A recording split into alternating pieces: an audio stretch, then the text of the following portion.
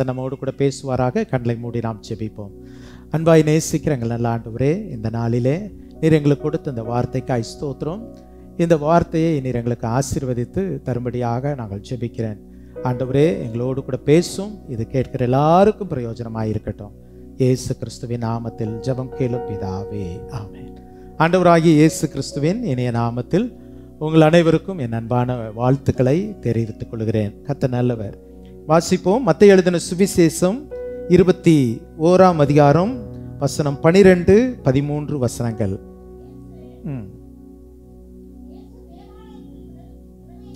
இயேசு தேவாலயத்தில் பிரவேசித்து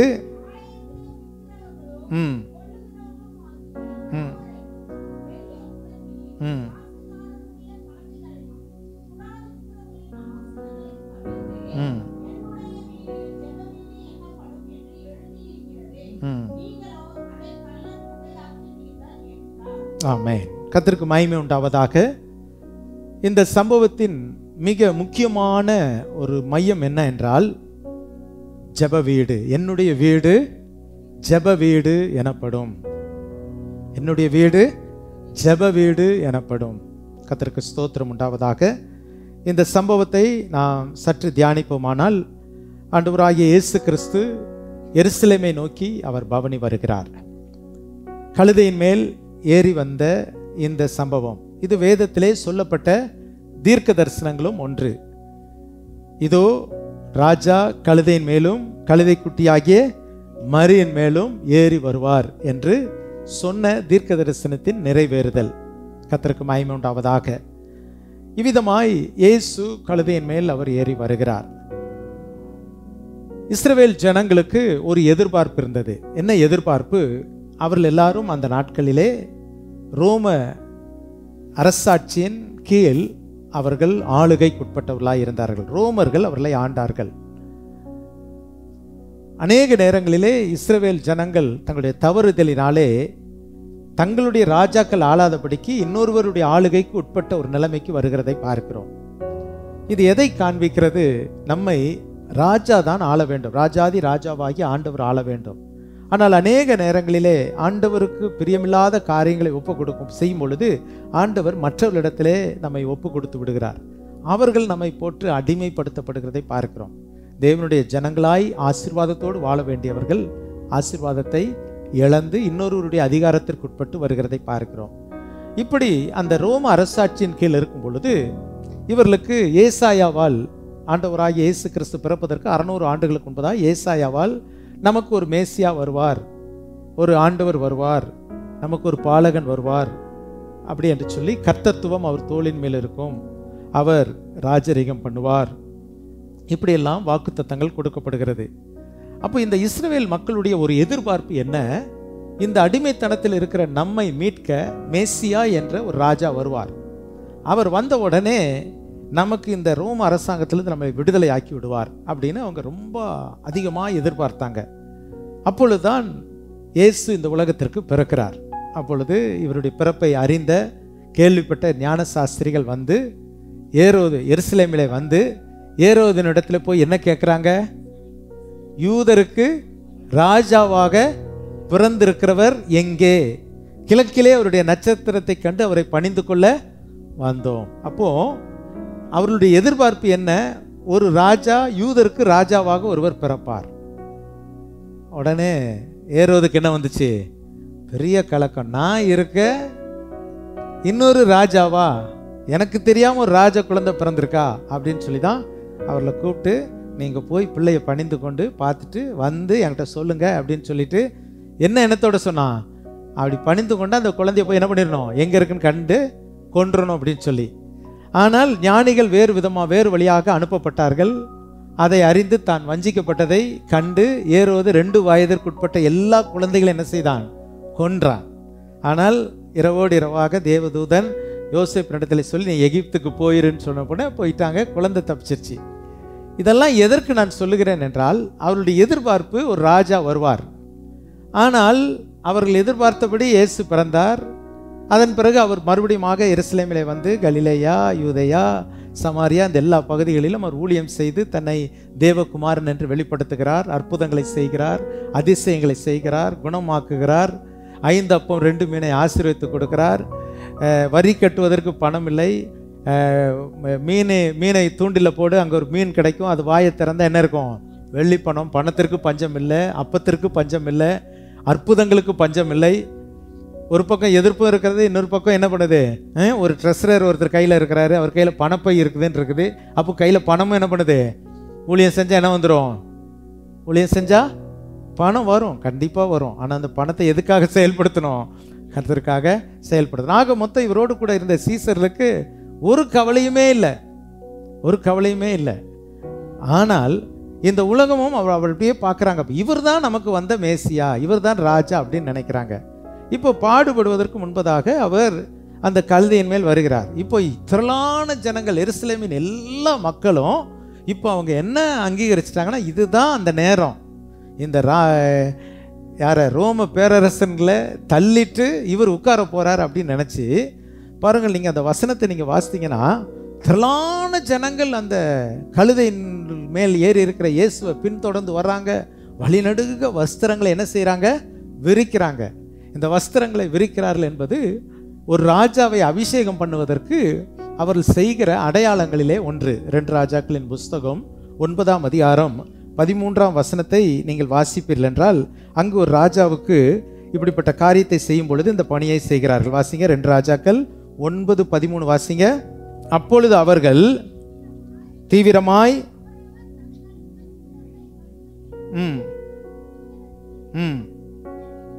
பாருங்கள், இங்கு ஒரு ராஜாவாகும் பொழுது அவர்கள் தீவிரமாய் அவர்கள் தங்கள் வஸ்திரத்தை படிகளின் உயரத்தில் அவன் கீழே விரித்து எக்காலம் ஊதி எகு ராஜாவானான் என்றார்கள். ஒரு ராஜாவாக ஒருவன் அமர்த்தப்படும் பொழுது ஜனங்கள் செய்கிற வேலை என்ன? வஸ்திரங்களை என்ன செய்கிறார்கள்? விரிக்கிறார்கள். இப்படிதான் எருசலேமை நோக்கி ஆண்டவர் இந்த கழுதையன் வரும் பொழுது எல்லாரும் என்ன செய்யறாங்க? வஸ்திரங்களை விரிக்கிறார்கள். ஏன்? யார் வருகிறார்? ராஜா வருகிறார். ஹல்லேலூயா, ஹல்லேலூயா சொல்லுங்க, ஆமென். அப்போ 118ஆம் சங்கீதத்திலே நாம் இதை குறித்து வாசிக்கும் பொழுது இவ்விதமாய் எழுதப்பட்டு இருக்கிறது. 118ஆம் சங்கீதத்திலே வாசிக்கும் பொழுது 26ஆம் வசனத்தை வாசியுங்கள்.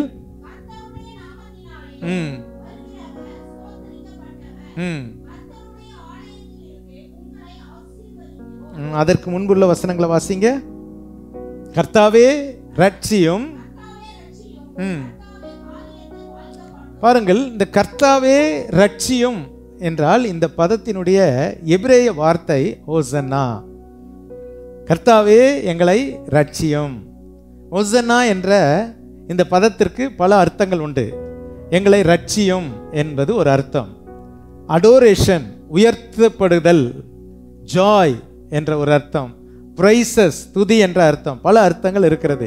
அதிலே ஒன்று எங்களை ரட்சியும் என்பது. இப்போ இங்கு சொல்லப்பட்டு இருக்கிறது, கர்த்தாவே எங்களை ரட்சியும், காரியத்தை வாய்க்க பண்ணும், கர்த்தருடைய நாமத்தினாலே வருகிறவர் ஸ்தோத்திரிக்கப்பட்டவர் என்று எழுதப்பட்டு இருக்கிறதை பார்க்கிறோம். இவர் கர்த்தருடைய நாமத்தினாலே வருகிறார். இப்பொழுது எல்லாரும் இந்த வார்த்தைகளை சொல்லி திரளான ஜனங்கள் வர்றாங்க. இப்போ திடீர்னு ஒருத்தர் ராஜாவாகிறாரு. ராஜாவாக இப்போ நமக்கே ஒருத்தர் நமக்கு ஏற்ற ஒரு ராஜாவாகிறாரு, நமக்கு ஒரு சந்தோஷம். இவங்களுடைய எதிர்பார்ப்பு எப்படியாவது இந்த ரோம பிடியிலிருந்து மீட்கப்படணும், நம்மை மீட்க ஒரு மேசியா வருவார், ஒரு ராஜா வருவார் என்பது அவருடைய எதிர்பார்ப்பு. அதனால இதுதான் இந்த வேலை. எருசலேமுக்குள்ள இப்போ ஆண்டவர் வராரு, இதுதான் இந்த டைம். ஆண்டவர் வந்துட்டார், மேசியா வந்துட்டாருன்னு சொல்லி அவங்க எல்லாம் இயேசுவுக்கு பின் வருகிறார்கள். அதை குறித்து வேதத்தில் நீங்கள் வாசித்தால் யோவான் 12ஆம் அதிகாரம் 19ஆம் வசனத்திலே பரிசேயர்கள் என்ன சொல்றாங்க பாருங்க. யோவான் 12:19.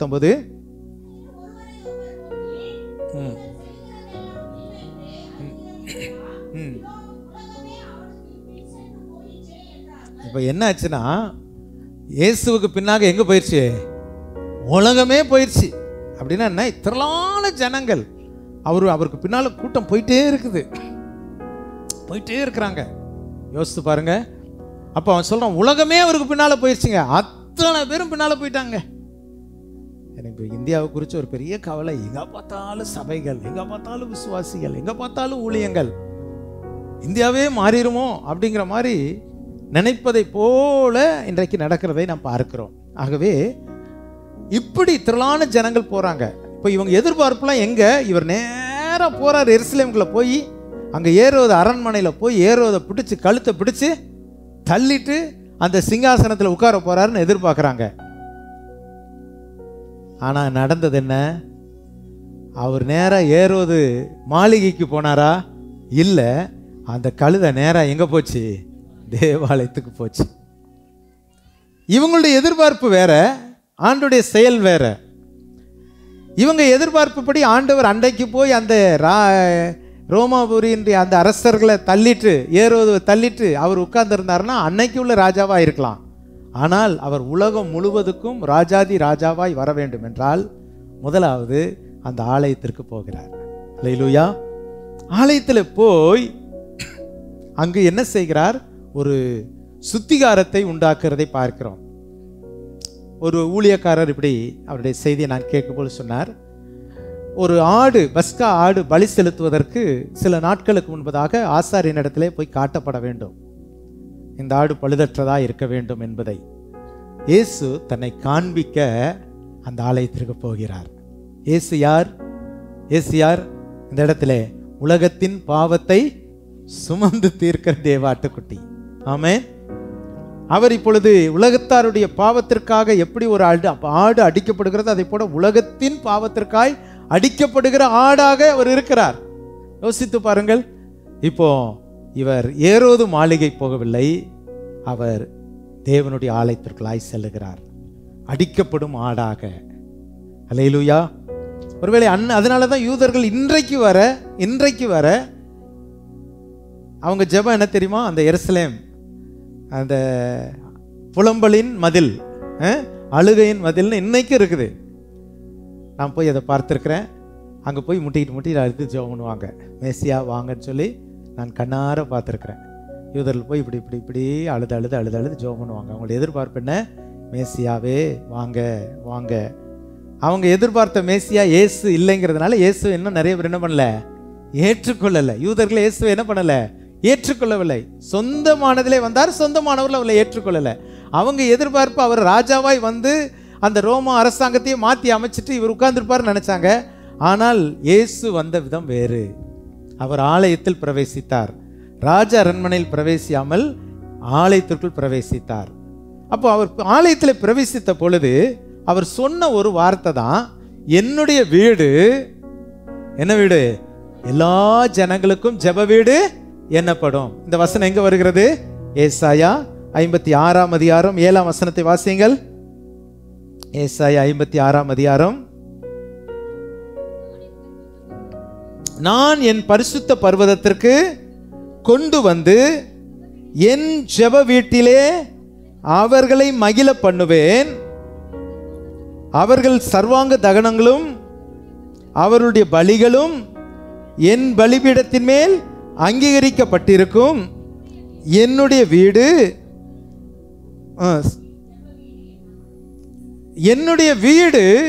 பாருங்க, இந்த வசனம் என்ன சொல்லப்பட்டிருக்கிறது? என்னுடைய வீடு ஜெப வீடு எனப்படும், சகல ஜனங்களுக்கும் ஜெப வீடு எனப்படும். ஆண்டவர் சொன்ன வார்த்தை என்ன? என்னுடைய வீடு என்னது? ஜெப வீடு. அப்போ இது ஒரு தீர்க்க தரிசனத்தின் நிறைவேறுதல். இப்போ ஆண்டவர் இந்த 56ஆம் ஏசாயா 56:7 என்னுடைய வீடு ஜெப வீடு எனப்படும். இந்த ஜெப வீட்டிலே அவர் செய்கிற காரியம் 2 காரியம். ஒன்று, என்னுடையவர்களை நான் சேர்க்கிறேன். ஆண்டவர் நம்ம என்ன பண்ணுகிறார்? சேர்க்கிறார். இன்றைக்கு ஆலயத்திலே நம்ம எல்லாரையும் சேர்க்கிறார். ஹல்லேலூயா. அப்போ ஆண்டவர் நம்ம எல்லாரையும் கூட்டி சேர்க்கிறார். அவருடைய பணி என்ன? நம்மை சேர்க்கிற பணி. இதே வேளையில பிசாசுடைய வேலை என்ன தெரியுமா? ஆண்டவர் சேர்க்கிறவர். பிசாசுடைய வேலை என்ன? சிதறடிக்கிறது. அவன் என்ன வேலை? வர்றவங்களை எவ்வளோக்கெல்லாம் சிதறடிக்கணுமோ சிதறடிச்சுக்கிட்டே இருப்பான். ஒன்று மனதை சிதறடிப்பான், வர்ற ஆளை வராதபடிக்கு சிதறடிப்பான். அதுக்கு உள்ளேயும் சிலர் வேலை செய்வாங்க, வெளியிலேருந்தும் சத்ரு வேலை செய்வான். இதெல்லாமே நடக்கும். ஆனால் ஆண்டவருடைய பணி அதல்ல, சேர்க்கிற பணி. இப்போ நல்ல விசுவாசிகள் என்ன பண்ணணும்? சேர்க்கிறவர்களாக இருக்கணும், அனைத்து போகிறவர்களாக இருக்க வேண்டும். யாரையுமே நம்ம கடிந்து கொள்ளக்கூடாது. நல்ல அன்பாக எந்த ஒரு காரியத்தை செய்தாலும் நமக்கு அதிகாரங்கள் கொடுக்கப்படும் பொழுது அதை அன்போடு கூட செய்யப்பட வேண்டும். நமக்கு கொஞ்சம் கஷ்டம் வரத்தான் செய்யும், கோபம் வரத்தான் செய்யும். ஆனால் சேர்க்கிற பணி தான் ஆண்டவருடைய வேலை.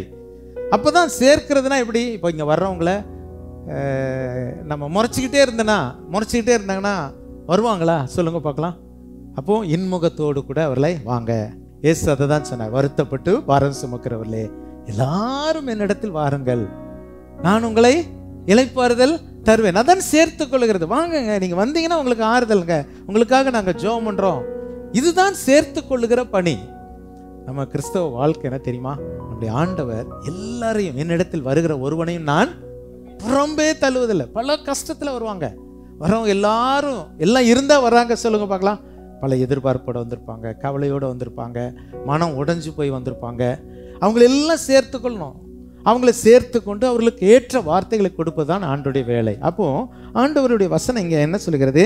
என் ஆலயத்திலே நான் அவர்களை சேர்த்து கொண்டு வந்து சேர்த்து கொள்ளுகிற தேவன். பாருங்கள் அடுத்த வசனத்தை, ஏசாயா 56:8 வாசிங்கள் பார்க்கலாம். இஸ்ரவேலில்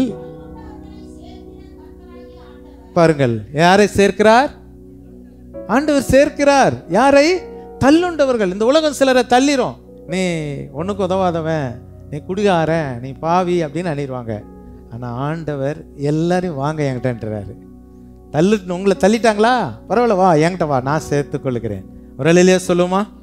ஆமென். எவ்வளோ அன்பு பாருங்க. நம்ம ஆண்டவருடைய இதை நீங்கள் பார்த்தா தான் அதை தான் ருசிக்கணும். நம்மளை எல்லாம் இந்த உலகெல்லாம் கைவிட்டுறோம், ஆண்டவர் கைவிடவே மாட்டார். ஆண்டவர் என்ன செய்ய மாட்டார்? வாப்பா வா, நீ எப்படிப்பட்ட ஆளாது வா, என்கிட்ட வா. தள்ளுண்டவனை சேர்த்து, அடுத்தது ரெண்டாவது என்ன செய்கிறார்? 2 காரியம் தான் எனக்கு குறிப்பு. ஒன்று சேர்க்கிற கர்த்தர். இப்போ நம்மளெல்லாம் அப்படி தான் சேர்த்துருக்கிறாரு. அல்லேலூயா. ஒவ்வொருவரும் ஒவ்வொரு கேட்டகரி. இங்கே சர்ச்சில் இருக்கிற எல்லாரையும் நான் சொல்லணும், ஆரம்பகால விசுவாசிகள்லாம் நான் சொன்னேன்னா, ஒவ்வொரு சூழ்நிலையில் கர்த்தர் சேர்த்து கொண்டார். சேர்த்த தேவன் என்ன செய்கிறார் பாருங்கள். அந்த வசனம் என்ன சொல்லுகிறது? சேர்த்த தேவன் அந்த 7ஆம் வசனத்திலே, என்னுடைய வீட்டிலே அவர்களை மகிழ பண்ணுவேன். இதுதான் முக்கியமான வார்த்தை. ஆண்டவர் சேர்த்து விட்டு நம்மளை என்ன செய்கிறார்? அவர்களை நான் என்ன செய்வேன்? மகிழ பண்ணுவேன். அல்லேலூயா. எதுக்குங்க நான் வரேன் வீட்டுக்கு, ஆலயத்துக்கு வரேன்? இங்க வந்தா, அப்பா வீட்டுக்கு வந்தா எனக்கு ஒரு பெரிய மகிழ்ச்சி, எனக்கு பெரிய மகிழ்ச்சி. கர்த்தர் என்னை எப்படியாவது மகிழ பண்ணுகிறார். இப்போ கட்டி கொடுத்த பிள்ளைகள் அம்மா அப்பா வீட்டுக்கு எப்படியாவது டைம் கிடைச்சா என்ன பண்ணிடுவாங்க? ஓடி வந்துடுவாங்க. இப்போ 2-3 நாள் லீவு. இப்போல்லாம் என்னதுன்னா, நமக்குலாம் லீவ் வந்துருச்சுன்னா ஒரு நாள் எக்ஸ்ட்ரா, திங்கக்கிழமை லீவ் வந்துச்சுன்னா என்ன பண்ணிடுறது? இங்கேருந்து ஆட்சி பிறந்து என்ன பண்ணிடுறோம்? ஓடிடுறோம். எல்லாருக்கும் வாகனம் இருக்குது, உடனே ஒரு நாள் போய் ரெஸ்ட் எடுத்துகிட்டு கூட என்ன பண்ணிடுறாங்க? ஓடி வந்துடுறாங்க. நம்ம இந்தியாவில் நீங்கள் நினைக்கிறீங்க, குவைத்தில் துபாயில் ஒரு 3 நாள் லீவ் கிடைச்சாலும் கூட வந்து ஃப்ளைட்டில் வந்துட்டு ஒரு நாள் இருந்துட்டு அடுத்த நாளே ஓடுற ஆட்களும் இருக்கிறாங்க. ஒரே நாள். எனக்கு ஆச்சரியமாக இருக்கும். ஆமாம், ஒரு நாள் போய் எல்லாரையும் பார்த்துட்டு உடனே ஃப்ளைட் இருந்தால் 4 மணி நேரத்தில் வந்து இறங்கிடலாம். அப்போது பாருங்கள் எப்படி அங்கே இல்லாத மகிழ்ச்சி. நீங்கள் துபாய் போய் பாருங்கள், அழகாக உங்களை அப்படியே என்ஜாய் பண்ணுறதுக்கு அவ்வளோ அழகான நாடு, அவ்வளோ எல்லாமே இருக்குது. அதை விட அவங்க கிராமத்தில் இருக்கிற அம்மா வீட்டில் வந்து அம்மா மடியில் படுத்து அல்லது அம்மா செஞ்சு தர்ற சாப்பாடு சாப்பிட்றது ஒரு மகிழ்ச்சியாமா. அல்லேலூயா.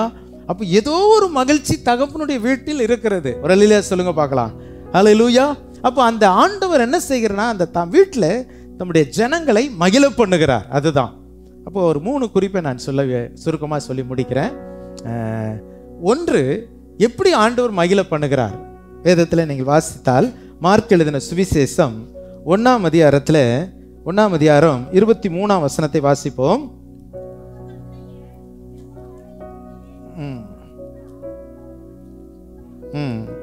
சரி.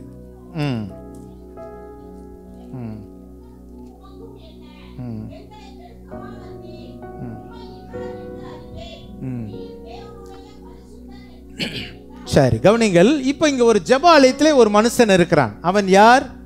அசுத்த ஆவி உள்ள மனிதன். இப்ப பாருங்க ஆண்டவர் எப்படி மகிழ பண்ணுகிறார். ஒரு மனிதனுக்குள் அசுத்த ஆவி இருக்கிறது, அவன் ஜெப ஆலயத்தில் இருக்கிறான். நல்லா கவனிங்க. ஜெப ஆலயத்தில் அசுத்த ஆவியோடு கூட ஒரு மனிதன் வருகிறான். ஒரு மனிதனுக்குள் அசுத்த ஆவி இருந்தால் எப்படி இருக்கும் யோசித்து பாருங்க. நல்லா இருக்க முடியுமா? அசுத்த ஆவி பிடித்த ஒரு மனுஷன் நம்மளை மாதிரி அவன் இருக்க முடியுமா? யோசித்து பாருங்க. அவனுடைய சுபாவங்கள் மாறிவிடும், என்னென்னத்தையோ செய்து கொண்டிருப்பான். அசுத்தாவி ஒரு மனிதனுக்குள்ள வந்துருச்சுன்னா பல்வேறு விதங்களிலே அவனை வேதனைப்படுத்துகிறதை பார்க்கிறோம். வேதத்திலேயே பல அசுத்தாவிகளை பார்க்கிறோம். இப்போ ஆலயத்துக்குள்ள அசுத்தாவி பிடித்த ஒரு மனிதன், ஆலயத்துக்குள்ள அசுத்தாவி பிடித்தவங்க. இப்போ நமக்குள்ளெல்லாம் யாருக்குள்ளேயும் அசுத்தாவி இருக்காது. சும்மா கொஞ்சம் கொஞ்சம் அசுத்த சிந்தனை என்ன பண்ணிட்டு இருக்கோம், வந்துட்டு போகும். கொஞ்சம் இடம் கொடுக்கும் பொழுது தூக்கம் வந்துட்டு போயிடுது, தூக்கம் வருது, சிந்தைகள் டக்குன்னு எங்கேயாவது போயிடுது, எதேதோ நமக்குள்ள அந்த எண்ணங்கள் வருது. அசுத்தாவி ஒரு மனுஷனுக்குள்ள இருந்துச்சுன்னா அந்த வீடு முன்னேறாது. சிலருக்கு பிசாசு பிடிச்சா சாப்பிட்டுக்கிட்டே இருக்க சொல்லும். பானையா பொங்கினாலும் சாப்பிடும், அது சாப்பிட்டுக்கிட்டே இருக்கும், அது ஒரு பிசாசு. சில பிசாசு சாப்பிடவே என்ன பண்ணாது, விடவே விடாது. சில பிசாசு தூங்கிட்டே இருக்க சொல்லும், சில பிசாசு தூங்கவே விடாது. இந்த பிசாசு பண்ற சேட்டைகள் பயங்கரமா இருக்கும். இதுதான் பிசாசுடைய வேலை. பைபிளில் ஒரு மனுஷன் சொல்றான், என் பையனுக்கு பிசாசு பிடிச்சிருக்கு, அவன் திடீர்னு போய் எங்க விழுந்துருவானாமா, தீயில விழுந்துருவானாமா, பொத்துன்னு திடீர்னு தண்ணீர்ல விழுந்துருவானாமா. அந்த பேய் பண்ற வேலை. பையன் போய் பொத்துன்னு தீயில விழுந்துட்டானா, அடுப்புல விழுந்துட்டானா எப்படி இருக்கும், திடீர்னு தண்ணீரில் கிணத்துல போய் விழுந்துட்டானா எப்படி இருக்கும். இது அவனா செய்யறதில்ல, அவனை அறியாமல் ஒரு ஆவி என்ன பண்ணுது, அவனை செய்கிறது. அப்போ நல்ல வேளை அவன் ஆலயத்துக்குள்ள இருந்தான். உடனே ஆண்டவர் அந்த பிசாசை என்ன பண்ணினார், துரத்தினார். இப்போ இதுவரை அவனை அறியாத ஒரு ஆவி அவனுக்குள் இருந்து அவனை அலக்களித்து அவனை நாசமாக்குச்சு. இப்போ அவனை துரத்தின உடனே அவனுக்கு ஒரு மகிழ்ச்சி வந்து விட்டது. ஹல்லேலூயா, ஆமென். ஏன் சோகமா சொல்றீங்க? ஆமென், ஹல்லேலூயா. அப்போ அசுத்த ஆவி ஒரு மனிதனை விட்டு விலகின உடனே அவனுக்குள்ள ஒரு பெரிய மகிழ்ச்சி. ஆண்டவருடைய ஆலயத்துல ஒரு மனிதனை கர்த்தர் என்ன செய்கிறார், மகிழ வைக்கிறார். கண்ணீரோடு வரலாம், ஆனால் ஆண்டவர் அந்த இடத்துல வசனத்தை கொண்டு மகிழ்ச்சி ஆக்குகிறார். தம்முடைய வார்த்தையினால் அற்புதத்தினால் மகிழ்ச்சி ஆக்குகிறார். ஹல்லேலூயா. இன்றைக்கு அந்த அசுத்தாவி போல ஏதாவது உங்களுக்குள்ள ஒன்று வந்திருந்ததுன்னா நீங்க போகும்போது அப்படி போக போறீங்கல்ல, மகிழ்ச்சியோட போக போறீங்க. சிலர் கவலையோட வருவீங்க, அப்படியே போக போறது இல்லை. ஆண்டவர் இந்த இடத்துல இருக்கிறார், ஒரு அற்புதம் நடக்கும். லூக்கா எழுதின சுவிசேஷத்திலே 13ஆம் அதிகாரத்திலே இங்க ஒரு பெண்ணை பார்க்கிறோம். இந்த பெண்ணும் அசுத்த ஆவியினால் 18 வருடம் பிசாசினால் கட்டப்பட்டு நிமிரக்கூடாத கூனியாய் இருந்தாள் என்று எழுதப்பட்டு இருக்கிறது. பாருங்கள், அவள் எவ்வளவு வேணும் பாருங்கள். அவ வாசிப்போம் 10ஆம் வசனம். ஒரு ஓய்வு நாளில்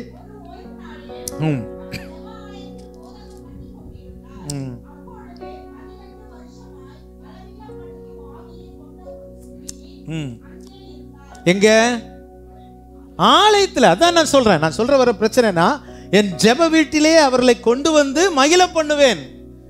இப்போ இந்த அம்மாவுக்கு ஒரு பலவீனம், அந்த பலவீனத்தின் மத்தியிலே அவர்கள் எங்க வந்திருந்தாங்க, ஆலயத்துக்கு வந்தாங்க.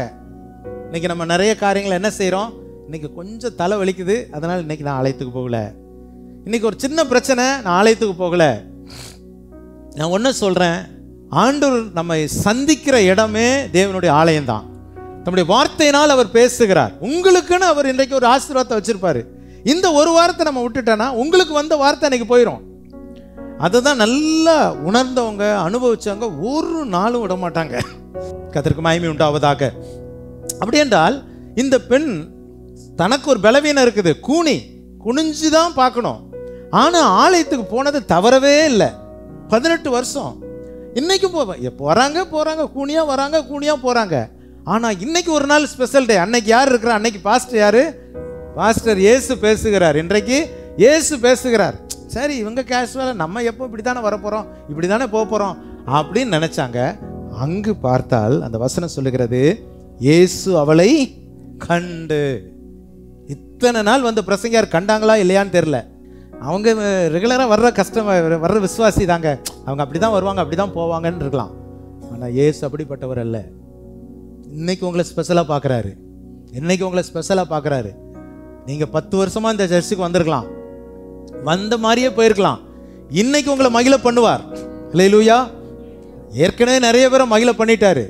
இந்த வருஷம் துவங்கினத்திலிருந்து ஆண்டவர் ரெட்டிப்பு 3 மடங்கு அப்படிங்கிற ஆசீர்வாதத்தெல்லாம் கொடுத்துக்கிட்டே இருக்காரு. எனக்கே ஆச்சரியமா இருக்கிறது. அதெல்லாம் ஒரு நாள் நான் சொல்ல போகிறேன் சாட்சியாக. கர்த்தர் மகிழ்ச்சியாக்கி கொண்டே இருக்கிறார். கர்த்தருக்கு மகிமை உண்டாவதாக.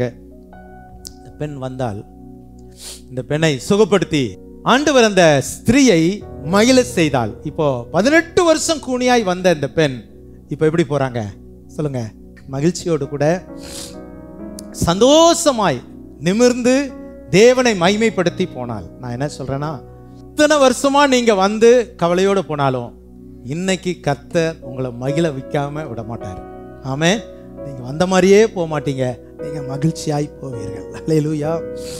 10ஆம் வசனத்தை வாசிக்கும் பொழுது, என் ஆலயத்திலே ஆகாரம் உண்டாயிருக்கும்படிக்கு தசமபாகங்கள் எல்லாம் பண்டக சாலையில் கொண்டு வாருங்கள். அப்பொழுது நான் வானத்தின் பலகணிகளை திறந்து இடம் கொள்ளாமல் போக மட்டும் உங்கள் மேல் ஆசீர்வாதத்தை வருஷிக்க மாட்டேனோ என்று அதனால் என்னை சோதித்து பாருங்கள். ஆனால் ஆண்டவர் நம்மை மூன்றாவது எப்படி மகிழ்ச்சி ஆக்குகிறார் அப்படின்னா, கர்த்தருடைய ஆலயத்திற்கு நமக்கு இருக்கிற கஷ்டத்தின் மத்தியில் தேவன் நமக்கு கொடுத்த வருமானத்தினுடைய தசம்பாகங்களை காணிக்கைகளை கொண்டு வந்து படைக்கும் பொழுது கர்த்தர் அதை எப்படி ஆசீர்வதிக்கிறாராம்? வானத்தின் பலகணிகளை திறந்து இடம் கொள்ளாமல் போக மட்டும் ஆசீர்வதிக்கிறதை நீங்கள் பார்ப்பீர்கள். இது ஒரு வேத சத்தியம். ஆனால் இன்றைக்கு தவறாக சித்தரிக்கப்படுகிறது, தவறாக பேசப்படுகிறது. ஆனால் உண்மை என்ன? உண்மையாய் ஒரு மனிதன் தேவனுடைய ஆலயத்திலே நான் கடந்து வரும் பொழுது தன் காணிக்கைகளை, தன் தசம்பாங்களை உற்சாகத்தோடு கூட, அது எது கொடுத்தாலும் சரி, எவ்வளோ கொடுத்தாலும் சரி, உற்சாகத்தோடு கர்த்தருடைய சமூகத்தில் செலுத்தினால் அந்த மனிதனை கர்த்தர் ஆசீர்வதிக்கிறார். அந்த மனிதன் மகிழ்ச்சி அடைகிறான். அல்லேலூயா. கர்த்தருடைய ஆலயத்தில் நாம் வறுமையிலே வரும்பொழுது கர்த்தர் நம்மை பொருளாதாரத்தில் ஆசீர்வதித்து மகிழ பண்ணுகிறார். அல்லேலூயா.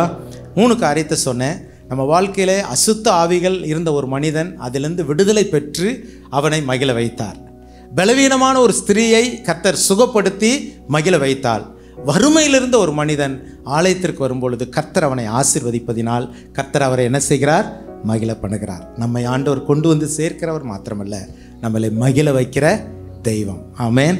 இதுதான் இன்ற வாழ்க்கையின் சத்தியம். அப்போ இந்த ஆண்டவர் உள்ளத்தில் வந்து அந்த தேவாலயத்தில் பிரவேசித்து, இது என் வீடு, என் ஜெப வீடு அப்படின்னா என்ன தெரியுமா? என் ஜனங்களை மகிழ்விக்கிற இடம். ஆமென். ஆனால் வருத்தத்தோடு அந்த இடத்துல சொல்லுகிறார், என் வீட்டை கல்லர் குகையாய் மாற்றி விட்டார்கள். இன்றைக்கு தேவனுடைய ஆலயம் எப்படி மாறிடுச்சு?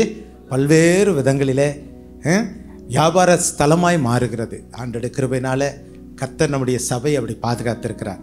வியாபாரத்திற்கோ எதற்குமே இங்கே இடம் இல்லை. கர்த்தரை மகிமைப்படுத்துகிற இடமாய் எல்லா சபைகளும் அப்படி இருக்கணும். இருக்குது, நிறைய சபைகள் அப்படி இருக்கிறது. சில சபைகள் வியாபாரங்கிற நோக்கில் போகும்பொழுது தான் அங்கே பிரச்சனை வருகிறது. ஆகவே பணத்திற்காக எல்லாம் ஊழியம் செய்யும்போது கர்த்தர் நம்மளை ஆசீர்வதிப்பார். கர்த்தருடைய ஆலயத்தில் வரும்பொழுது கர்த்தர் நம்மை பொருளாதாரத்திலும் ஆசீர்வதித்து மகிழ பண்ணுகிறார். இங்கே வந்த நிறைய குடும்பங்களை எனக்கு தெரியும், நிறைய குடும்பங்களை நான் சொல்ல முடியும். அவங்க எப்படி வந்தாங்க, இன்றைக்கி கர்த்தர் அவர்களை எப்படி வைத்திருக்கிறார் என்பதை நான் பார்க்கும் பொழுது தகப்பனாக, ஆவிக்குரிய தகப்பனாக இந்த 38 ஆண்டுகள் நான் செய்த ஊழியத்தில் மகிழ்ச்சி அடைந்து வாழ்ந்திருக்கிற குடும்பங்களை பார்க்கும் பொழுது நான் சந்தோஷம் அடைகிறேன். கர்த்தர் நம்மை பொருளாதாரத்தில் கூட உயர்த்தி ஆசீர்வதிப்பார், மகிழ பண்ணுவார். கர்த்தர் நம் அனைவரையும் ஆசீர்வதிப்பாராக. கண்களை மூடி நாம் ஜெபிப்போம். ஹல்லேலூயா. ஸ்தோத்திரம் ஆண்டவரே. Thank you Jesus. ஒருவேளை இந்த காலவேளையில் நீங்கள் இந்த விசேஷ நாளில் உங்களை அறியாமல் ஏதோ ஒரு சத்துருவின் கிரியைகள் உங்கள் குடும்பத்தில் இருக்குது. மகிழ்ச்சியே இல்லைங்க, வீட்டுக்குள்ளே மகிழ்ச்சியே இல்லை, சந்தோஷமே இல்லை. நிறைய அறுத்துட்டு வரோம், ஆனால் எல்லாம் வீணாக போகுது. ஏதோ ஒரு சத்துரு உங்களுடைய பொருளாதாரத்தை அழிச்சு கொண்டே இருக்கிறான், உங்கள் நிம்மதியை அழிக்கிறான். உங்களுக்கு தெரியாத ஒரு சத்துருவின் கிரியைகள்.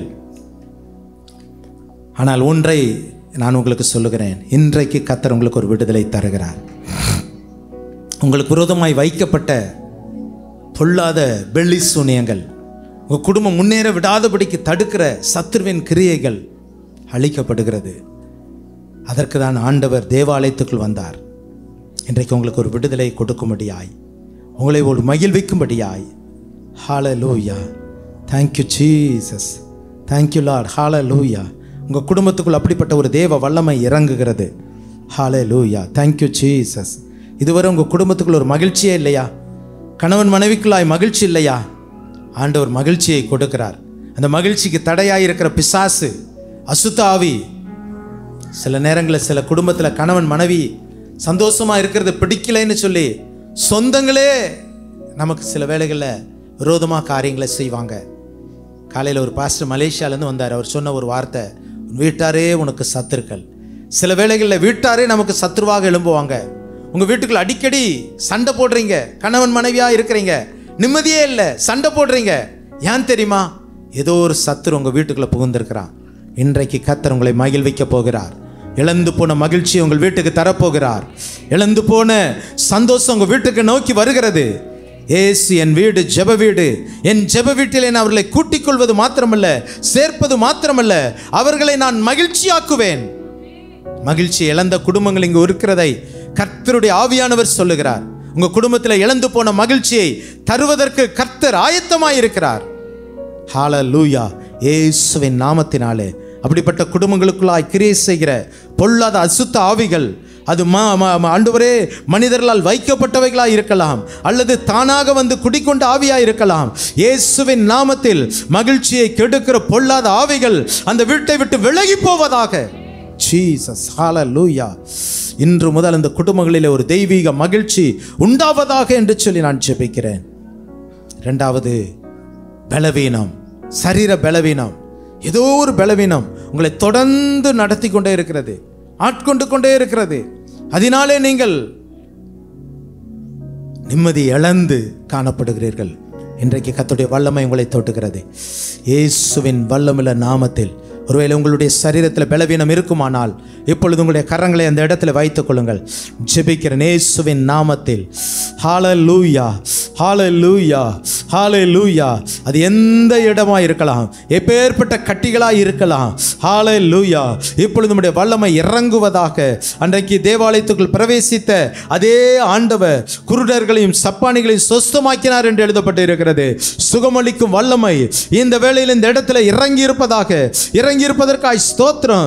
எந்தெந்த சரீரங்களிலே வெளியே சொல்ல முடியாத அளவுக்கு பலவீனங்கள் இருக்கிறதோ ஆண்டவரே, இப்பொழுது உம்முடைய வல்லமை இறங்குவதாக, இப்பொழுது உம்முடைய வல்லமை இறங்குவதாக, இப்பொழுது உம்முடைய வல்லமை இறங்குவதாக. இயேசு கிறிஸ்துவின் நாமத்தில் இப்பொழுது இந்த பலவீனத்தை கொண்டு வருகிற, எல்லா வியாதிகளின் கூறுகளை கொண்டு வருகிற பொல்லாத வல்லமைகளை இயேசுவின் நாமத்தில் நான் கட்டிந்து கொள்ளுகிறேன் அப்பா. தெய்வீக சுகமளிக்கும் வல்லமை அடைய சரீரங்களிலே இறங்குவதாக, இறங்குவதாக. உச்சன் தலை முதல் உள்ளங்கால் வரை சுகமளிக்கும் வல்லமை இறங்குவதாக. Thank you Lord. ஸ்தோத்திரம் ஆண்டவரே. மூன்றாவதாக, பொருளாதார ஆசீர்வாதம் இல்லாமல், கடன், போதுமான வருமானம் இல்லை, மகிழ்ச்சியை இழந்து நிற்கிறோம். ஆண்டவர் உங்களுடைய வாழ்க்கையை கர்த்தர் ஆசீர்வதிக்க போகிறார். உங்களுக்கு ஒரு மகிழ்ச்சியை, ஒரு வீட்டுக்குள்ள பொருளாதாரம் சரியா இல்லைன்னா மகிழ்ச்சி இருக்காது, சந்தோஷம் போயிடும். தெரியுமா உங்களுக்கு? உங்கள் பணமெல்லாம் வட்டிக்கு போகும்போது உங்களுக்கு போதுமான வருமானம் இல்லைன்னா வீட்டுக்குள்ளே நிம்மதியே இருக்காது. இன்றைக்கு ஆண்டவர் உங்களை இந்த விஷயத்திலும் கர்த்தர் மகிழ பண்ண போகிறார். உங்களுடைய பொருளாதாரத்தில் ஒரு ஆசீர்வாதம், வானத்தின் பலகணிகள் உங்களுக்காக திறக்கப்படுகிறதை நீங்கள் பார்க்க போகிறீர்கள். எங்கிருந்து உங்களுக்கு வாசல்கள் திறக்கப்படும் தெரியாது, ஆனால் கர்த்தர் பரத்திலிருந்து ஒத்தாசை அனுப்புகிறார். ஹல்லேலூயா. உங்களுடைய பொருளாதாரத்தில் ஒரு மாற்றத்தை கர்த்தர் தருகிறார். இன்றைக்கு நீங்கள் ஆண்டவர் உங்களுடைய வாழ்க்கையில் ஒரு மாற்றம் உண்டாக போகிறது. உங்கள் கம்பெனியில் ஒரு மாற்றங்கள் உண்டாக போகிறது. உங்கள் வருமானத்தில் ஒரு மாற்றங்கள் உண்டாக போகிறது. ஹல்லேலூயா. கர்த்தர் வானத்தின் பலகணிகளை உங்களுக்கு திறக்கிறார். ஹல்லேலூயா. கர்த்தர் உங்களுடைய உண்மையை பார்க்கிறார், உங்களுடைய ஆர்வத்தை பார்க்கிறார், கர்த்தருக்கு செலுத்துகிற அந்த உண்மையை பார்க்கிறார். ஹல்லேலூயா, ஹல்லேலூயா. பொருளாதாரத்தில் ஒரு மகிழ்ச்சியை கர்த்தர் தரப்போகிறார். இதுவரை இல்லாத ஒரு மகிழ்ச்சி. கர்த்தர் எங்களுடைய தேவைகளை சந்தித்தார், எங்களுக்கு பூர்ணமாய் இருந்தது என்று சொல்லுகிற அளவுக்கு கர்த்தர் இன்றைக்கு அப்படிப்பட்ட பொருளாதார ஆசீர்வாதத்தையும் கர்த்தர் இந்த காலவெளியில் உங்களுக்கு தருகிறார். Thank you Jesus. நம்முடைய தேவன் நம்மை சேர்க்கிறவர் மாத்திரமல்ல, மகிழ பண்ணுகிற தேவன், மகிழ பண்ணுகிற தேவன். ஒவ்வொருவரையும் கர்த்தர் மகிழ்ச்சி ஆக்குகிறார். ஹல்லேலூயா, ஹல்லேலூயா. நீங்கள் மேற்கையும் கிழக்கையும் வடக்கையும் தெற்கையும் பரம்புவீர்கள், பரம்புவீர்கள். நீங்கள் போகிற இடமெல்லாம் நான் உன்னோடு கூட இருப்பேன், நான் உன்னை விட்டு விலகுவதும் இல்லை, உன்னை கைவிடுவதும் இல்லை என்று சொல்லி கர்த்தர் வாக்கு கொடுக்கிறார். அதற்கு தான் அந்த தலை சாய்க்கும் கல் நிறையான்னு பாடினோம். ஆண்டவரே, வாழ்க்கையிலே தலை சாய்க்கும் கல், ஒன்றுமில்லாமல் வெறுமையிலே கோலும் தடியுமாய் கடந்த அந்த யாக்கோபு அந்த கல்லை எடுத்து தூணாக வைத்து, என் ஆண்டவர் என்னை ஆசீர்வதிக்கும் பொழுது நான் இந்த இடத்துல நான் என் ஆண்டவருக்கு எல்லாவற்றிலும் தசமாக செலுத்துவேன் என்று சொல்லி அந்த கல்லை தேவனுடைய வீடாய் மாற்றுவேன் என்று சொல்லி அவர் கடந்து சென்றார். சில ஆண்டுகளிலே அதே யாக்கோபு 2 பரிவாரங்களாய் கடந்து வந்தார். கர்த்தருடைய பொருளாதாரத்தை ஆசீர்வதித்தார். வானத்தின் பலகணிகளை திறந்தார். ஓ ஹல்லேலூயா! இந்த இடத்திலே ஆண்டவரே, இப்படிப்பட்ட மக்கள் உண்டு ராஜா. என் குடும்ப நடத்த எனக்கு போதுமான தேவை இல்லை, சந்திக்கப்படலையே. என் பிள்ளைகளுக்கு நல்ல உணவு வாங்கி கொடுக்க முடியலையே, நல்ல படிப்பு கொடுக்க முடியவில்லையே, என்னால் நடத்த முடியவில்லையே, கடன் தொல்லை என்னை வாட்டுகிறதே. எசப்பா, எசப்பா, இறங்கி அந்த குடும்பங்கள் மகிழ்ச்சியை காணட்டும் ஆண்டவரே. அந்த கடன் பிரச்சனையிலிருந்து விடுதலை அடைவார்களாக ஆண்டவரே. அவர்களை மகிழ பண்ணுவீராக. இன்னும் என்னென்ன கவலைகளில் இருக்கிறார்களோ எல்லாருடைய கவலைகள் மாறுவதாக. மகிழ்ச்சியால் நிரப்போம். நன்மைகளை செய்வதற்காய் ஸ்தோத்திரம். இயேசுவின் நாமத்தில் பிதாவே, ஆமென். என் ஆத்துமாவே கர்த்தரை ஸ்தோத்திரி, என் முழுமையோடு பரிசுத்த நாமத்தை ஸ்தோத்திரி. என் ஆத்துமாவே கர்த்தரை ஸ்தோத்திரி, கர்த்தர் செய்த சகல உபகாரங்களை மறவாதே. ஆமென். நம்முடைய கர்த்தராகிய இயேசு கிறிஸ்துவின் கிருபையும் பிதாவாகிய தேவனுடைய அன்பும் பரிசுத்த ஆவியானுடைய ஐக்கியம் நம் அனைவரோடும் சதா காலமும் நிலைத்திருந்து காப்பதாக. ஆமென்.